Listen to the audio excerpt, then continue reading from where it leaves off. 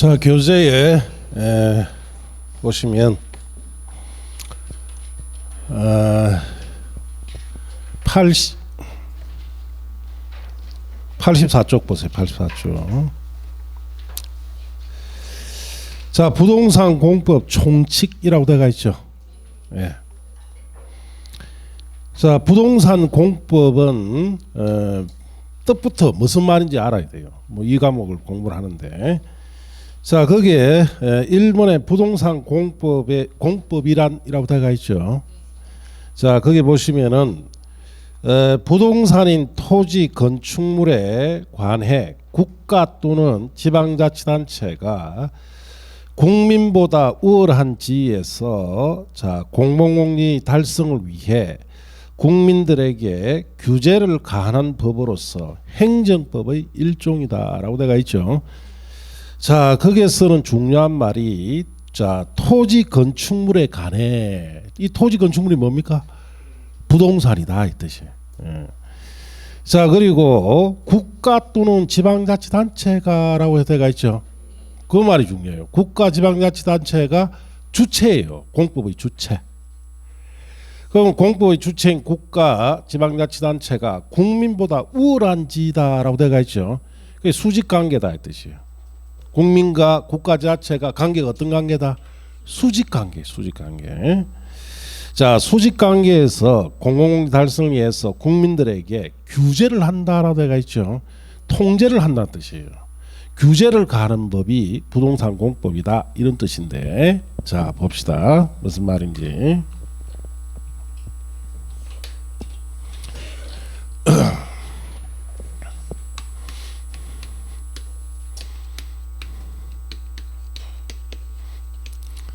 자, 부동산 공법이란 말부터 알아야 돼요. 부동산 공법. 자, 부동산이다 하게 되면은 대표적으로 말 그대로 움직일 수 없는 동산이에요. 움직이는 동산이 뭐 토지, 또 건축물, 그 다음에 여러 가지 정착물. 대표적으로 정착물에 보면 우리 수목 아시죠? 나무. 나무도 부동산입니다. 자, 그러면은 뭐 부동산 하면 토지나 건축물, 뭐 정착물에 관한 것인데, 공법에서는 주로 부동산 하게 되면은 토지와 뭐 건축물에 관한 것이다 이 뜻이에요. 자, 공법이다라고 하게 되면은 자, 우리가 법부터 무슨 말인지 알아야 되죠. 법. 자, 법을 크게 그 주체에 따라서 둘로 나누는데, 하나는 사법이라 하고 하나는 공법이다 이렇게 이야기합니다. 우리나라에는 법이 몇 개 정도 있을까요? 자, 우리나라에 법이 지금 수만 가지입니다. 수만 가지. 큰 대법전 하면 이따만 하죠. 그 속에 법이 수만 개가 들어가 있어요. 그 중에서 여러분 시험 치기 위해서 공법에서는 몇 개 법 배운다? 6개 배운다 이 뜻이. 예. 부동산 공법이다 이렇게 해서, 자, 그러면은 우리가 먼저 알아야 될 말이 법이다라는 말을 알아야 돼요. 법을 배우면서 법을 알아야 되죠. 법이란 말을 많이 쓰죠. 법 뭡니까 그럼? 알기는 알겠는데 말로 표현하기 힘들다 이 뜻이에요. 법이라는 것은 자, 우리가 인간이 처음부터 법이 있었던 건 아니에요. 인간 사회에서는 원시 시대는 법이 없었습니다. 왜? 그냥 막 하나도 안 걸치고, 예, 홀딱 벗고, 예. 그때는 원시 시대 때는 옆에 있는 과일나무 있으면 과일 따가 배고프면 따먹고, 뭐 물고기 잡아 먹고, 그러니까 특별히 법이라는 게 필요 없어요. 자, 그런데 사람들이 이제 모이기 시작하죠. 모이기 시작하니까 그 안에서 조직이 필요하고, 그 안에서 서로 간에 피해를 주지 않게 해서 또 혼란을 야기하지 않게 해서 뭔가 정해놔야 되겠다. 질서를. 네 이거 하지 마. 아시겠습니까? 거기서부터 법이 시작된 거예요. 결국 사람들이 모이다 보니까 질서와 유지와 혼란을 방지하기 위해서 필요했던 것이 뭐다? 법. 그래서 이 법에는 우리가 유사한 것이 있죠. 도덕이라는 것이 있어요. 도덕이라는 것도 있는데 법이라는 것도 있고, 이렇게 처음에는 도덕과 법은 서로 구분 없이 쓰다가 어느 정도 이제 부족 국가가 들어오면서부터 법이라는 것을 체계적으로 둘 필요가 생겼어요. 질서와 그리고 권력을 유지하기 위해서 법이라는 것을 만들어내기 시작하는데, 그러면 이 법이라는 것은 이런 뜻입니다. 자, 사람들이 모여서 서로 지켜야 할 약속, 이걸 우리가 사회적 약속이라고 합니다. 이걸 자 지켜야만이 자 인간 사회의 혼란은 어떻습니까? 방지하고 질서를 어떻습니까? 유지할 수 있다는 거예요. 이 사회적 약속에는 법이라는 것도 있고 도덕이라는 것도 있는데, 이 법은 꼭 지켜야 돼요. 법은 꼭 안 지키면 혼란이 생기고 질서가 파괴돼 버립니다. 그래서 법을 꼭 지키게 하기 위해서 가장 좋은 방법이 뭡니까? 제재를 가야 되죠. 그래서 제재를 다른 말로 뭐라 하느냐, 강제력이라고 합니다. 그래서 강제력이 있는 사회적 약속을 뭐라 부른다? 법, 이렇게 해요. 그럼 법이 뭐냐면 강제력이 있는 사회적 약속. 그러면 이 사회적 약속을 위반하게 되면 뭐가 따라온다? 강제력. 이 강제력이라는 것은 처벌과 책임을 묻겠다는 뜻입니다. 이 처벌과 책임과 같은 강제력 있는 사회적 약속을 법이다, 이렇게 합니다. 그럼 도덕은 이것도 사회적 약속인데, 이거는 자 강제력이 있다 없다? 예, 강제력이 없는 사회적 약속. 자, 이런 것은 도덕이죠. 이거는 이제 위반하면은 뭐만 있다? 비난만 있다. 저거 버리장머리 없는 놈이다. 저거 교육을 똑바로 못한 놈이다. 이런 것이 도덕이에요.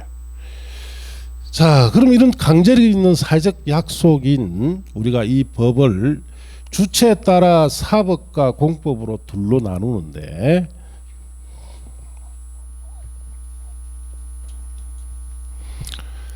자, 사법과 공법을 이렇게 나눕니다. 사법은 사인, 내 사인 간에, 이 사인이란 말은 개인을 말하죠. 예. 개인 대 개인 간에 대등한 법률 관계를 다루고 있는 법을 뭐라 부른다? 사법이라 합니다. 개인 대 개인 간의 대등한 법률 관계를 다룬 법으로서, 자, 여기에 대표적으로 자 해당하는 것이 여러분 1차 과목의 무슨 법? 민법을 여기에 해당합니다. 자, 민법에 가장 많이 노는 말이 뭡니까? 민법을 안 배워서 모르죠. 예. 자, 채권자란 말 많이 나오죠. 반대말 뭐? 채무자 간에 대등한 채권에 관한 법률관계 다룬 법. 임대인, 임차인, 저당권자, 설정자. 자, 이와 같이 민법은 개인 대 개인 간의 법률관계를 다룬 법입니다. 자, 그래서 여러분이 민법을 처음 공부할 때는 꼭 주의해야 될 것이, 민법의 주체는 누구다? 개인이다라는 뜻이에요. 예. 항상 그걸 염두에 두고 봐야 돼요. 그래서 민법은 항상 네 관계 이렇게 생각하시면 돼요. 그래서 이 민법을 위반하게 되면은 강제력을 뭐가 발동될까요? 처벌이 발동될까요? 책임이 따를까요?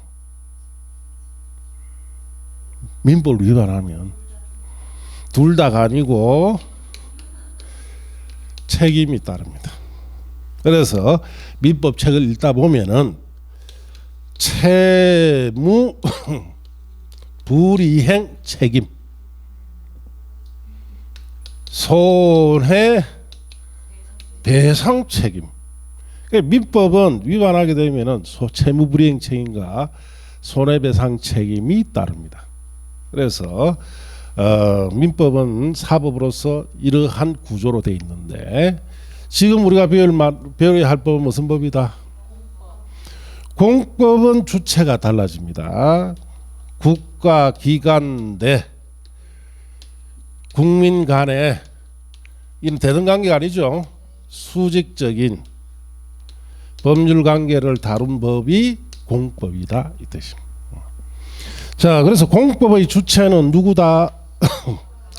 국가기관이에요. 국가기관. 그래서 공법은 그 주체가 국가기관으로서 부동산 공법에서는 국가기관 중에 특기 어느 기관? 행정기관. 행정기관은 크게 무엇으로 나눌까요?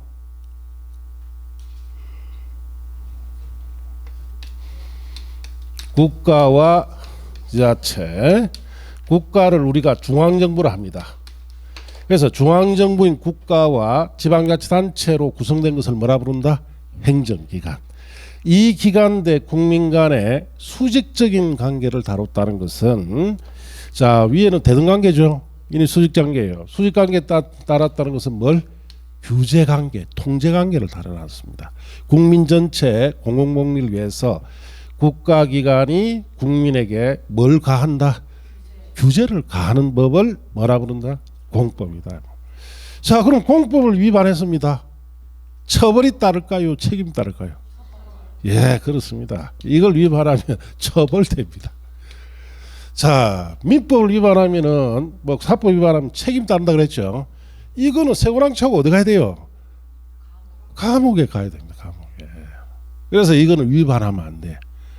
중개업을 하면서 철저하게 이거 지켜야 돼요. 안 지키면 처벌되어버립니다. 예. 징역형이나 벌금형을 받는 자 이런 것이 공법인데 자 여기서는 여러분이 딱 주의할 건 딱 하나밖에 없습니다. 사법은 주체가 누구예요? 개인. 공법은 주체 누가?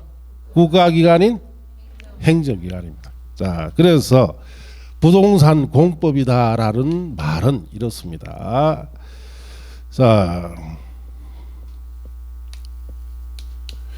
국가기관인 행정기관이 부동산 국민이 가지고 있는 부동산 자 토지나 건축물에 대해서 규제를 가하는 법을 부동산 공법이라는데 어떤 규제를 가하느냐 부동산인 토지나 건축물에 대한 이용을 요렇게 하세요라고 규제를 가하는 법을 뭐라 부른다? 부동산 공법이랍니다. 부동산 공법은 국가기관인 행정기관인 부동산인 토지나 건축물 국민이 가지고 있죠. 국민이 가지고 있는 그 토지나 건축물에 대해서 여기에는 이렇게 이용하세요. 여기에는 이렇게 개발하세요. 여기에는 이렇게 보존하세요. 와 같은 그 이용을 어떻게 하라라고 규제를 가하는 법을 뭐라 부른다? 부동산 공법이다 이렇게 합니다. 그래서 여러분 거기에 교재 보시면 부동산 공법이란 우리가 다시 한번 읽어보시면은 부동산인 토지와 건축물에 관해 국가 지자체가 주체라 그랬죠. 국민보다 우월적 지위에서 우월적이다는 것은 수직적이어서 밑에 규제를 가하는 법이다라고 되어 있죠. 이제 그 말 뜻이 무슨 뜻인지 이해가 되겠죠. 여기서 기억해야 할 것은 공법의 주체는 누구다? 국가기관인 행정기관이다. 개인이다 생각하면 안 돼요. 법 공부를 할 때는 반드시 그것부터 염두에 두고 들어가야 됩니다. 그걸 염두 안 하고 뭐 민법 할 때도 누가 주체인지도 공법하는 데서도 내 생각해서 하고 그러니까 만날 들어봐야 이해가 된다 안 된다? 안 되죠. 처음부터 잘못 맺어 들어가니까 이해할 수가 없어요. 자, 그래서 그럼 우리가 구체적으로 국가기관인 행정기관인지 누군지 알아야 되죠. 이게 공법의 첫 시작입니다. 이것부터 모르면 아주 1년 내내 몰라요. 자, 그래서 프린터에 보시면은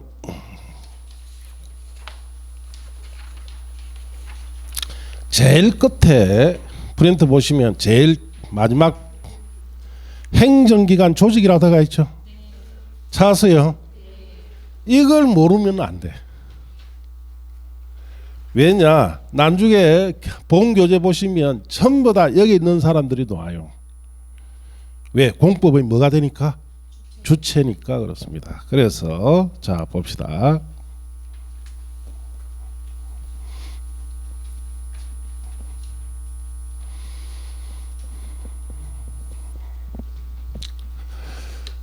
자, 부동산 공법의 주체인 국가기관 중에 특히 행정기관이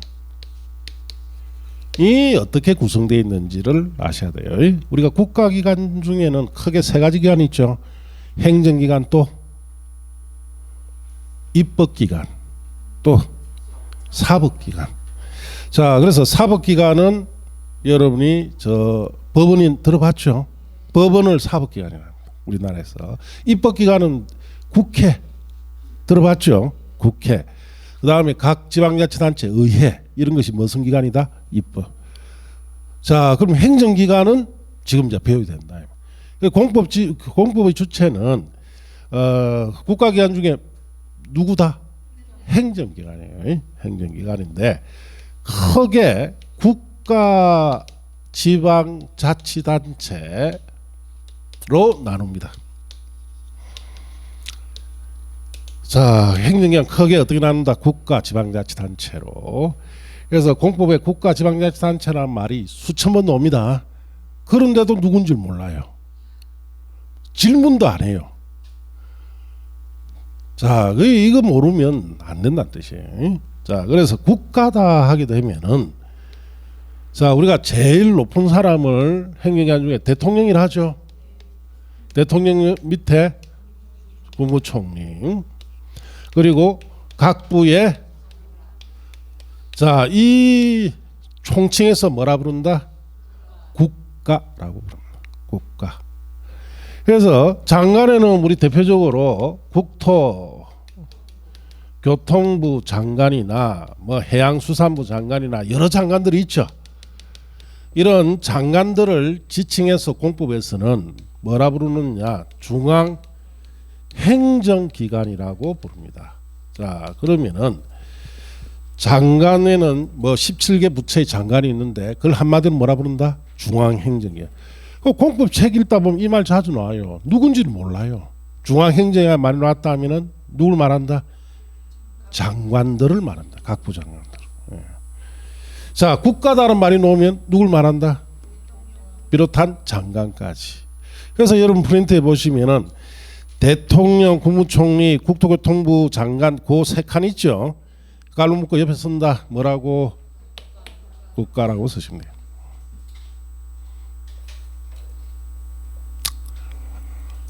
자, 그리고 그 밑에 보면은 특별시가 있고 특별시 밑에 구가 있고 있죠. 그 두 칸은 묶어서 옆에 씁니다. 지방자치단체라고 써놨죠. 예, 그 지방자치단체. 자, 그리고 여기 보시면은, 자, 지방자치단체는 크게 둘로 나눠요. 광역지방자치단체가 있고 기초 지방자치단체가 있는데, 광역지방자치단체는 서울특별시가 들어갑니다. 자, 그리고 울산 뭡니까? 광역시. 자, 그 다음에 경상남도, 전라남도 하는 도. 그 다음에 세종특별자치시, 제주특별자치도. 이 5가지 행정구역을 뭐라 부른다? 광역지방자치단체. 그래서 이걸 줄여서 시도라고 합니다. 시도란 말이 나오면 이 5가지 행정구역을 말한다. 이렇게 아셔야 돼요. 자, 그리고 기초지자체에는 특별시 밑에는 구가 들어갑니다. 각 구청. 자, 그 다음에 광역시 밑에는 구와 군이 있죠. 울산광역시에는 자, 중구, 남구, 북구, 동구, 또 울주군. 부산에는 해운대구, 뭐 남구, 북구, 자, 그다음 기장군. 대구에도 군이 하나 들어가 있죠. 달성군. 자, 구군으로 되어 있고 도 밑에는 시와 군으로 되어 있습니다. 자, 경상남도만 봅시다. 경상남도 창원시, 김해시, 사천시, 진주시, 밀양시가 있죠. 함안군, 산청군 이런 군이 있죠. 자, 이와 같이 시군으로 구성되어 있어요. 특별자치시 밑에는 아직 없습니다. 특별자치시 아직 안 크니까. 제주도에는 여기는 특별하게 자 제주도 밑에는 행정시를 두도록 돼 있어요. 그래서 제주도는 왜 그냥 제주도라고 제주특별자치도라고 합니다. 여기는 그 이유가 있습니다. 자, 우리나라에는 제주도를 전 세계 관광 명소로 하기 위해서 제주도에는 도지사에게 특별한 권한을 줘놨어요. 자, 우리나라에 입국을 한다, 출국을 할 때, 입출국할 때 어느 부서에서 우리 각부 장관 있죠? 어느 부서에서 주로 입출국을 외국인들의 입출입을 담당할까요? 외교부죠, 외교부. 외교부. 외교부에서 외국 사람들이 한국에 들어와서 또 나갈 때 입출국, 우리나라 사람이 또 출국한다, 다시 귀국한다, 이걸 주관하는 부서가 외교부예요. 자, 그 외교부 기능을 제주도에도 줘놨어요. 그러니까 우리나라 유일한 도지사 중에 제주도지사는 외교부 장관처럼 입출국을 할 수 있는 권한이 부여되어 있기 때문에 특별자치도라 합니다. 여기는 외국인 관광객이 자 도지사 권한 내에 입출국할 수 있도록. 그래서 외국인들이 저 제주도에 들어갈 때는 제주도 특별자치도에 도지사 권한하에 입출국이 됩니다. 그래서 특별자치도라 하고, 여기는 모든 도지사 권한을 가지고 있기 때문에 시장을 우리가 선거로 뽑는 게 아니고 시장을 어떻습니까? 임명하는 시장을 행정시를 하는데 행정시를 두도록 되어 있어요. 그래서 이 기초지자체를 줄여서 뭐라 부르느냐, 시군구 이렇게 해서 시군구 이렇게 줄여버립니다. 자, 그래서 광역지방자치단체 이 5가지의 장을 특별시장, 광시장, 도지사, 특별자치시장, 특별도지사를 줄여서 시도지사. 자, 그 다음에 기초자치에 줄여서 시장, 군수, 구청장. 엄청 자주 노는 말들이에요. 예. 자, 그리고 일반 도 밑에 시는 두로 나눕니다. 인구가 50만 이상인 시를 뭐라 부른다? 대도시. 그냥 일반시, 50만 미만 일반시로 부릅니다. 김해시는 인구가 4만 명쯤 돼요. 창원시는 몇 명?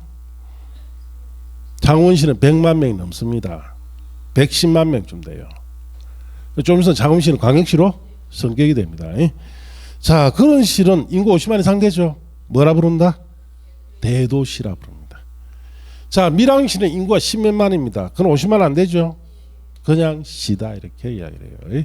자, 이렇게 그 밑에 뭐 엄면리 밑에 해놨죠. 그거는 뭐 참고하시고, 기본적으로 행정기관이 이렇게 조직되어 있다는 것을 여러분이 알고 있어야 돼요. 자, 그럼 이 사람들이 공법에 뭐다? 이 사람들이 공법 주체요. 그래서 부동산 공법이다 하게 되면은 여기에 있는 국가나 지방자치단체에 해당하는 이런 행정기관이, 여기 있는 기관들이 국민이 가지고 있는 토지나 건축물을 어떻게 이용하도록 규제를 가하는 법을 뭐라 부른다? 부동산 공법. 그럼 대통령을 비롯해서 장관까지도 토지나 건축물 규제를 가할 수 있겠죠. 자, 여기는 개발하지 마시오, 여기는 개발하세요 라고 규제할 수도 있고, 여기 광역지방자치단체장이나 기초지방자치단체장 같은 이런 사람들도 토지를 어떻게 이용하도록 규제하는지를 비우는 법이 뭐다? 공법이에요. 그래서 양이 많습니다. 왜 양이 많냐? 이 사람들이 다 규제를 하니까. 이 사람들이 규제를 할 때마다 여러분 새로 답해야 돼. 자, 여기에 울산광역시 안에 어디에 자 개발하자 이렇게 하죠. 그럼 대통령을 비롯해서 장관까지가 저기 어떻게 개발하라고 규제할 수도 있어요. 또 울산광역시에 여기 있는 광역시장이 있죠. 광역시장이 어떻게 저게 개발할 건지 규제하는 거 또 있어요. 자, 여기가 남구면 남구구청장 있죠. 구청장이 저게 또 어떻게 개발할지 규제하는 것도 있어요. 자, 그러니까 같은 지역에 규제 방법이 하나다 다양하다. 어마어마하게 다양합니다. 여기 있는 기관들이 다 해버리니까. 그래서 이 사람이 할 때, 여기서 할 때, 여기서 할 때 규제 방법이 조금 차이가 있겠죠. 그걸 배우는 거예요. 그러니까 쉽다 복잡하다 엄청 복잡합니다. 그래서 여러분이 이걸 이해를 해야지 이걸 외우려고 하는 게 아닙니다. 자, 행정기관은 이렇게 구성이 되어 있고 이것이 공법의 주체다. 그렇게 아시면 돼요. 자, 그러면 이제 교재에 보시면은 부동산 공법에 의한 규제의 목적이라고 되어 있죠. 자, 그래서 부동산 공법에 의해서 개인의 재산권 행사의 자유를 제한하는 궁극적인 목적은 공공복리 정진에 자 있다라고 되어 있습니다. 공공복리가 뭡니까? 읽었지만은 무슨 말인지 아무도 모르죠. 예, 이게 공법은 이런 식으로 써놨어요. 공공복리가 뭐냐? 국민 전체의 이익을 뭐라 부른다? 공공복리라고 합니다. 그래서 자, 우리가 이게 부동산 공법이라는 것은 자, 이런 행정기관이 국민이 가지고 있는 토지 이용이나 에 대한 규제를 가는 법이랬죠. 그 규제하는 목적은 공공복리 정지를 위해서, 즉 국민 전체에 뭐가 되도록 이익이 되도록 규제를 하겠다 이 뜻입니다. 자, 그렇게 하시고, 자, 그 밑에 부동산 공법의 구성은 어떻게 되어 있는지에 대해서는 자, 이제 프린터 제일 첫 페이지 펴보세요.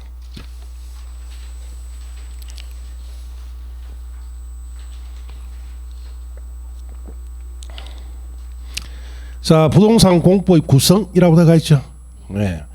자, 주체는 누구랬습니까? 행정기관, 국가, 지방자치단체라고 되어 있죠. 여기 있는 이 사람들, 국가나 지방자치단체 이런 기관들이 자, 토지 이용 등을 규제를 하는 법을 뭐라 부른다? 부동산 공법이다. 이렇게 이야기합니다. 자, 봅시다.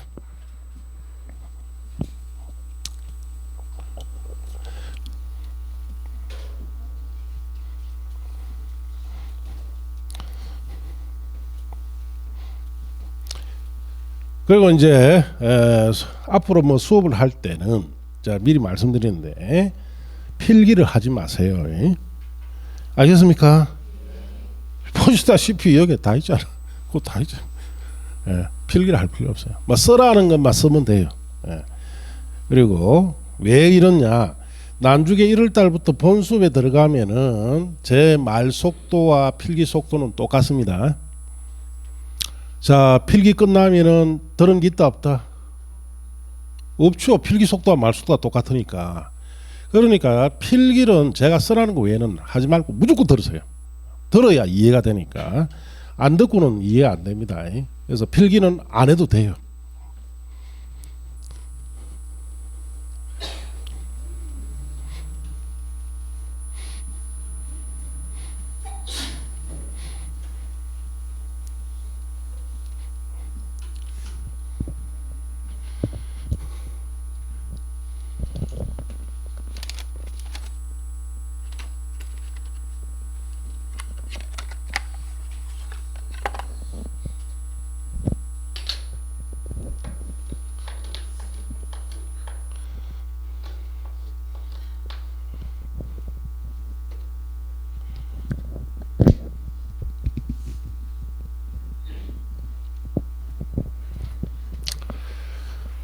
자, 우리가 이제 부동산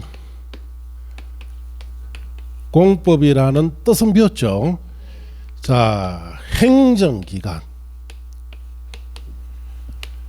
크게 국가, 지방자치단체가 국민이 가지고 있는 부동산, 뭐 토지나 건축물에 대한 이용 등을 자, 규제를 하는 법을 우리가 부동산 공법이다 이렇게 배웠죠. 그래서 국가 지자체가 토지 건축물을 이용을 규제를 하는 것을 배우는데 자, 여기 이제 아셔야 될 것이 이용이다라는 말이 뭡니까? 이용. 자, 그래서 우리가 일반적으로 뭘 우리가 이용한다는 것은 사용한다는 뜻이죠. 예.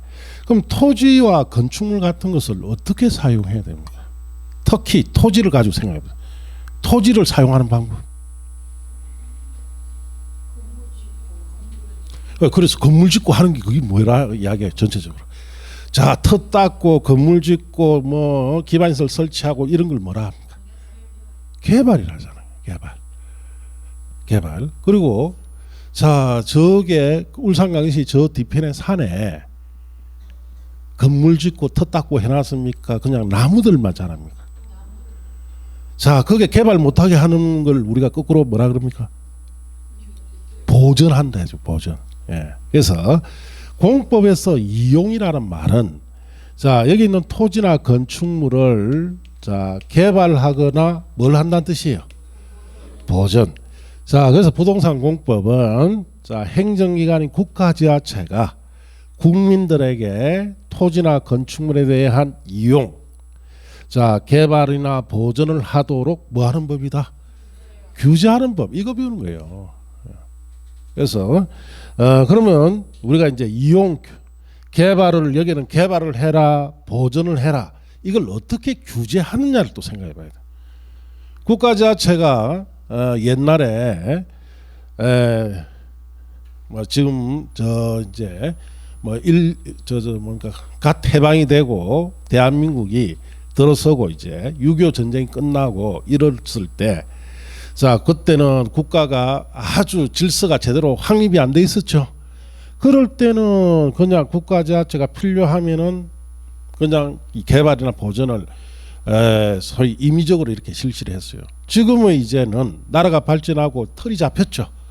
틀이 잡혔기 때문에 국민들에게 토지나 건축물을 개발할 것인지 보전할 것인지 이용에 대해서 국가가 선도적인 입장에서 앞장서서 이렇게 하시오 저렇게 해야 하세요라고 방향을 정해줘야 됩니까? 아니면 너가 알아서 하라 이래야 됩니다. 정해줘야 되죠. 뭐로 정해주는 게 좋겠습니까? 그래, 법을 만들어 정해주는데 조금 더 세밀하게 국가가 또는 지자체가 자, 국민에게 여기는 개발하세요라고 명령을 하는 것이 좋겠습니까? 여기는 보전하세요라고 명령하는 것이 좋겠습니까? 아니면 국가지자체가 자기가 거기에 개발을 주도적으로 해야 되겠습니까? 아니면 국가지자체가 자, 국민들이 자, 개발이나 보전을 할 수 있도록 여건을 만들어줘야 되겠어요. 여건을 만들어줘야 되죠. 여건 만드는 가장 좋은 방법이 여기는 앞으로 이런 식으로 개발할 예정입니다. 여기는 보전할 예정입니다라고 뭔가 정해줘야 돼요. 정해주는 가장 좋은 방법이 뭐라는 겁니까? 계획이라는 이야기예요. 계획.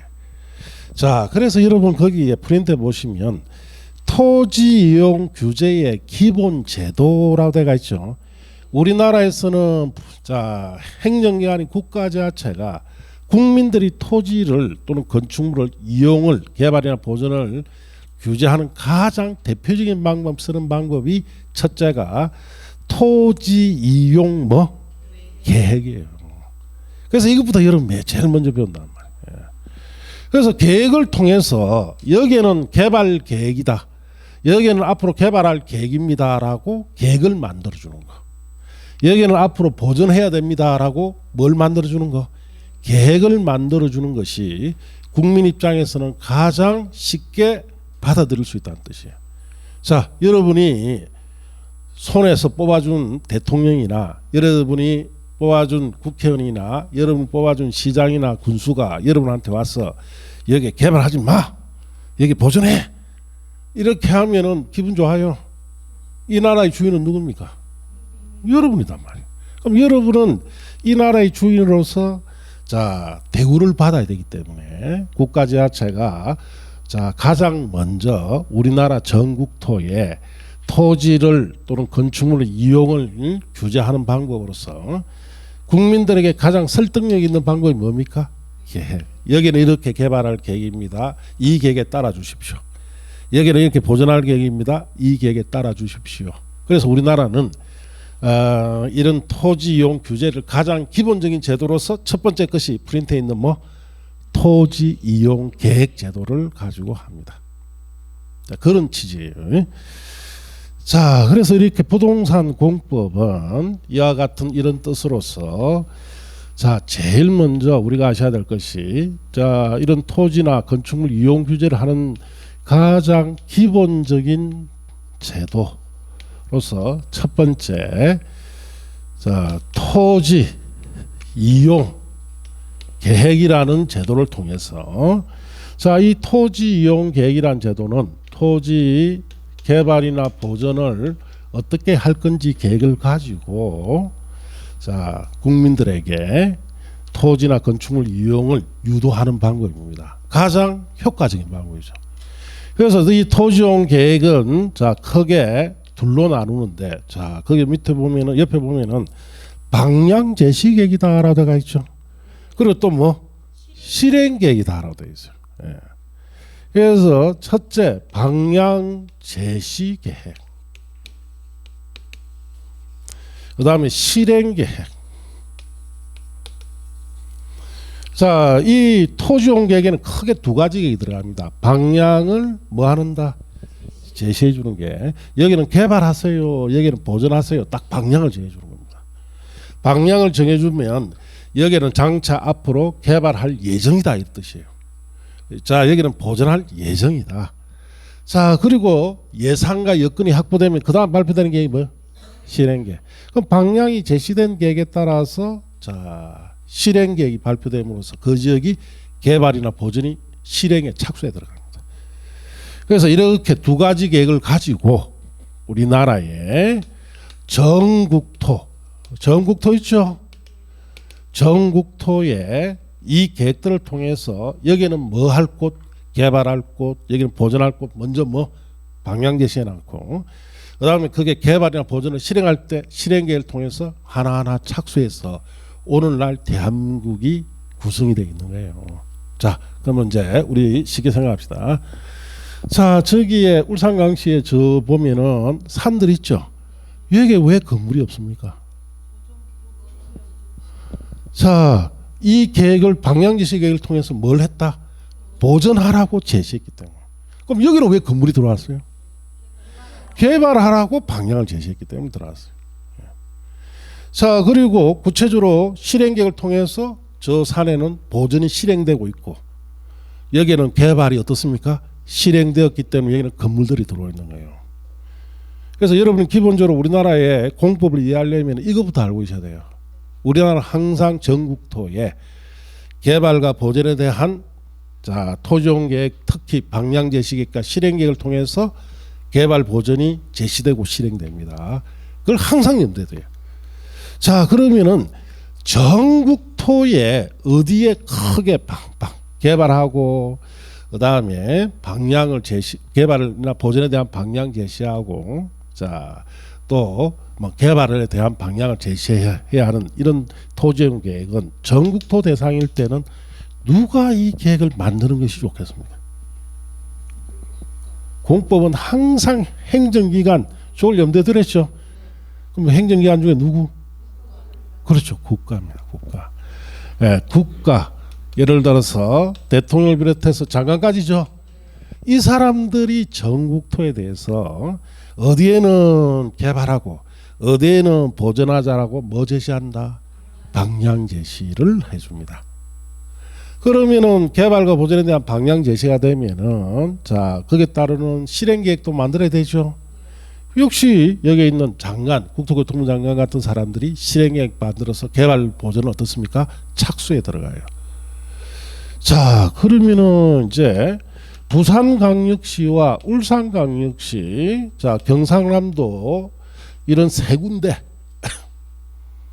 자, 지금 영남권 관문공항이라는 걸 부산시에서 굉장히 지금 추진을 하고 있는데, 여러분은 영남권의 관문공항을 어디에 만들었으면 좋겠습니까? 전에는 가덕도 밀항했잖아요. 가덕미란 이제 안 되고 김해공항을 확장하자 했죠. 확장 문제는 그건 안 됩니다. 소음 문제 때문에 확장 못 해요. 김해공항은 확장을 하려면 할주로 길이가 안 나요. 큰 비행기가 앉으려면은 4km짜리 할주로 나와야 되는데 그러려면은 김해 주위에 산들 다 없애야 돼요.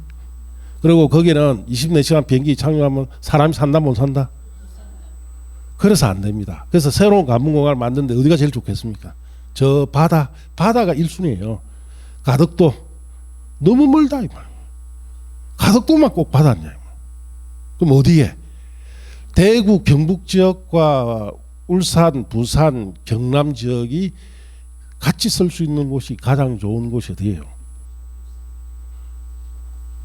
저 양산 앞바다입니다. 양산, 울주, 그 다음에 저 뭡니까 그 경상남도 세 군데 걸치죠. 부산하고 그쪽에 해안가 쪽에 만드는 게 가장 좋습니다. 지금. 그리고 그렇게 하면 되는데 이게 쉽게 안 되죠. 왜? 말을 안 듣는다. 누가? 정치권에서 서로 이해관계에 얽매여 있으니까. 자 그렇다면은 이와 같이 부산, 자 울산, 경상도 걸쳐서 관문공항을 만드는데 우리가 예를 들어서 저 어딥니까 기장 족구무에 진하 뭐 이런 데 아시죠? 그거는 이제 막 들어가는 문제가 있어요. 고리 원자력 발전소 때문에. 그래서 고리 원자력 발전소는 지금 이제 다 됐죠. 연장한 상태니까 조금 있으면 저건 이제 폐쇄돼 버려요. 그러면 그 공항으로 할 수 있는데 뭐 그런 자리에 넣는다. 그러면 그런 자리에 큰 공항이 넣어서 개발이 들어가야 되죠. 그 개발하기 위해서 제일 먼저 뭐 제시해야 돼요? 광역도시계획, 방향제시계획. 자, 그러면 이 방향제시계획을 만들어야 되는데 그건 누가 만들까요? 그거는 이제 부산광역시, 울산광역시, 경상남도 도지사 있죠. 광역지자체를 했죠. 이 사람들이 모여서 만들어서 제시해 줍니다. 자, 이제 울산광역시로 옵니다. 자, 울산 광역시 아니에요. 자, 울산광역시 안에 자 지금 울주 쪽에 말고 저 중구 핵시도시 뒤편에 저게 나지막한 산들 쭉 있죠. 저게 큰 첨단 공단을 넣자. IT 첨단 공단. 예. 그러면 거기에 공장도 들어가야 되고 여러 가지 그 근로자들이 살아야 할 집도 있어야 되죠. 그거 개발해야 됩니다. 방향지 세워야 되죠. 누가? 울산광역시장이 한다 이 말. 그러면 거기에 많은 실행계획이 발표됨으로써 개발이 착수에 들어갑니다. 자, 그래서 우리나라는 자, 이 토지용을 규제를 개발할 건지 보존할 건지를 규제하기 위해서 제일 먼저 도입한 제도가 토지행 계획 제도예요. 그래서 이 제도를 통해서 국민들에게 어느 지역이 개발하고 보존할 건지 미리 계획을 통해서 뭐 해준다? 예고해 줍니다. 그리고 실행계획을 통해서 개발 보존을 착수에 들어가는데 전국토 대상일 때는 주로 국가가 이걸 책임지고 계획을 만들어줘야 되죠. 그래서 여러분 방향제시계획으로 대표적으로 배우는 것이 국가계획이라는 것이 배웁니다. 그건 누가 한다는 거죠? 국가가 한다 이 말이에요. 국가계획으로 대표적으로 만들어진 그 계획이 개발된 곳이 세종시예요. 세종시 국가가 그 일대를 개발을 하자라고 방향 제시해서 이게 국가계획이 발표되고 실행계획이 발표되어서 오늘날 뭐가 만들어졌어요? 세종시가 만들어졌어요. 자, 이와 같이 세 지역을 걸쳐서 큰 공항 같은 개발할 때 방향 제시해 줘야 되죠. 자, 그럴 때 쓰는 계획이 광역도시계획. 이 계획이 발표되면은 자, 울산광역시 안에서만 하는 게 아니고 여러 지역을 걸쳐서 개발 등이 필요할 때 방향을 제시하는 것이 광역도시계획이고 그 울산광역시 안에 개발 같은 거나 보존이 필요했을 때 제시하는 계획이 뭐다? 거기에 있는 도시군 기본계획입니다. 그래서 이런 세 가지 계획을 통해서 그 개발 범위에 따라 전국토 대상일 때는 국가계획으로 자 여러 지역을 묶어서 개발할 때는 무슨 계획으로? 광역도시계획으로 울산광역시 같은 단일화 행정구역 안에서 개발 보존이 필요할 때 방향 제시하는 계획이 뭐? 도시군 기본계획 이런 세 가지 계획을 통해서 전국토에 자 우리가 어떻게 개발하고 보존할 건지 방향을 정해줍니다. 그럼 이 방향을 정해준 대로 그대로 실행하는 계획을 자 프린트 보면 뭐라 놨어요? 도시군 관리 계획입니다. 이 계획을 가지고 자 구체적으로 방향 제시된 대로 개발 보전이 착수에 들어가는 겁니다. 이 계획이 발표되면은 이제 자 그 지역에 땅도 파고 개발도 하고 이렇게 합니다. 그래서 이런 계획을 통해서 국민에게 미리 자 어디에 개발하고 보존할 건지를 미리 예고해 주기 위해서 도입한 제도가 자 토지용 뭐다? 계획제도입니다. 계획제도. 그래서 이것부터 제일 먼저 배워야 돼요, 여러분. 예. 자, 그래 이런 계획들이 실제로 우리가 한번 생각해 봅시다. 자, 우리가 여기에 어디에 관문공항을 한다. 자, 저기에 어디입니까? 울주군, 기장군, 양산시 이렇게 걸친 곳에 거기에 국제공항을 하나 만들자. 자, 이렇게 만들었을 때 제일 먼저 자 부산광역시장, 울산광역시장, 경상남도도지사가 뭘 합니까? 방향 제시하죠. 광역도시계획을 발표해서 제시해 줍니다. 그리고 이 사람들이 도시군관리 실행계획 발표되면은 저게 이제 공항 건설을 하는 거예요. 대한민국 이렇게 건설되어 있습니다. 지금까지. 그래서 설악산이나 큰 산들, 자 이런 산들에는 개발 못하도록 묶어놨죠. 이 계획을 통해서 뭐 했습니까? 보존하라고 국가에서 그렇게 해줍니다. 자 울산광역시 안에 들어옵시다. 저 산에는 개발 못하죠. 도시군 기본계획을 통해서 울산광역시장이 저기는 뭐 하자고? 보존하자고 방향 제시했기 때문에 개발이 안 돼요. 예. 자 이와 같이 이렇게 구성되는데 자 우리가 이제 이걸 가지고 보면은 자 이제 이런 걸 잘 알고 어떤 계획을 통해서 어디에 어떻게 개발된다는 걸 잘 알게 되면은 중개업을 하다 보면은 여러분이 큰 기회가 한 번씩 옵니다. 돈을 벌 수 있는 기회가. 자 그래서 자 어디에 땅이 있는데 여기 개발한다 하더라. 자 개발 이 계획이 발표되기 전에 평에 1만 원 했어요. 자 방향 제시계획이 발표돼 봅니다. 땅값으로 가죠. 우리나라 이 계획 때문에 땅값으로 갑니다. 자 처음에 한 10만 원 하다가 자 그래서 이제 이 계획이 발표되고 자 여기 곧 개발된다 하면은 한 100만 원 사이에 왔다 갔다 합니다. 예. 자 그럼 당장 이 계획이 발표되면은 당장 실행 계획 발표돼 개발할까요? 한참 걸려요. 예. 처음에는 막 개발할 듯 하죠. 5년 10년쯤 기다려야 개발할 때 경우가 굉장히 많습니다. 어떨 때는 이것만 발표하고 개발 못할 수도 있어요. 왜? 예산이 안 되니까. 예. 포기하는 수가 있었단 말이에요. 자 그런데 이렇게 하다가 이제 한 7, 8년 만에 실행계획이 발표됐습니다. 이게 확정됐죠. 이 계획이 발표되면은 그럼 그 지역을 개발한다는 뜻이죠. 막 들어갑니다. 그럼 땅값이 300만 원. 자 그러다가 이 계획이 발표되고 나면은 자 그 다음 단계가 이제 뭐냐 이런 계획을 통해서 이제 개발 착수하고 나면은 그 다음에 우리가 이제 토지용 기본제도로서 두 번째 단계가 자 거기 보면은 토지 용도 제도라고 되어 있죠. 이 제도가 들어옵니다. 자 우리 토지 용도 제도는 전국토에 있는 토지에 뭘 정한다? 용도를 정해서 용도에 맞게끔 뭐하는 제도? 건축하는 제도예요. 예. 그래서 우리나라는 여러분이 밟고 다니는 이 전국토에는 다 토지에 뭘 정해놨다? 용도를 다 있습니다. 용도에 맞는 건축을 함으로써 이 좁은 국토를 좀 더 효율적으로 쓰기 위해서 도입한 제도인데 자 우리 러시아 같은 땅들은 큰 나라 있죠.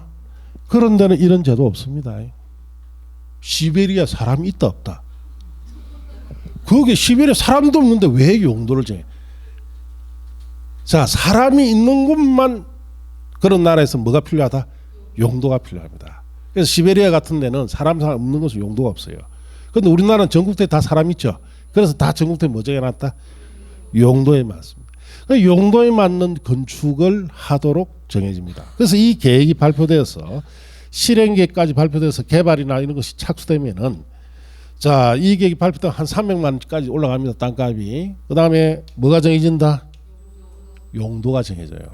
용도가 정해지면은 자, 이것이 만약 상업지다 하면은 얼마? 1천만 원 이상씩 올라갑니다. 예. 그래서 여러분이 부동산 사실 공인중개사에 여러 가지 내용을 배우는데 난주 돈벌이를 제대로 하려면은 어느 과목을 잘해야 된다? 이걸 잘해야 돼요. 이게 돈이 되는 과목이에요. 그래서 내가 땅을 갖다가 어디 개발할 예정지를 하나 사놨는데 이 계획이 발표되다 보니까 한 20년쯤 지나니까 그 지역이 개발이 완성이 됐죠. 내가 가지고 있는 땅이 상업지역이 되면은 땅값이 천정부지로 올라가는 거예요. 갑자기 부자가 됩니다. 예. 그럼 이런 경우가 흔하다, 드물다, 드물어요. 드물고 보통 제가 중개업을 하시는 분들은 다 부동산과 인연이 있기 때문에 온 거예요. 여기 앉아 공부하는 겁니다. 자기 사주팔자에 부동산 인연이 없는 사람은 여기 공부 못하는 앉아 있어요. 뭔가 부동산에 인연이 있기 때문에 와 있어 앉아 있는데 그런 분들이 중개업을 하다 보면 딱 이런 기회가 큰 돈을 벌 수 있는 기회가 한두 번 정도 옵니다. 왔는데 자기가 왔는지 안다 모른다? 모르죠. 그게 문제네. 그걸 아는 방법이 뭐냐? 이걸 잘해야 된다 이 뜻이. 자, 그래서 이런 경우가 허다한데 이런 경우로 인해서 큰 돈을 번 사람들은 우리가 보기가 조금 힘들어요. 예, 가끔 볼 수 있지만은 이런 경우로 큰 부자 되는 사람들이 있긴 있습니다. 알겠습니까? 예. 자, 그러면은 이렇게 우리가 이제 땅값이 형성되는데 그 기반이 됐던 것이 이런 방향개시계획과 실행계획인 토지용 계획입니다. 그래서 우리나라는 토지용 계획 제도를 통해서 기본적으로 어떻게 개발할 건지 보존할 건지 정해주고 나면은 개발이 끝나고 나면은 그 다음에 들어올 것이 뭐다? 용도 제도가 통해서 전국태에 모든 토지에 뭐 정해준다? 용도를 정해줍니다. 그래서 잠시 쉬었다가 이제 그 다음으로 넘어갑시다.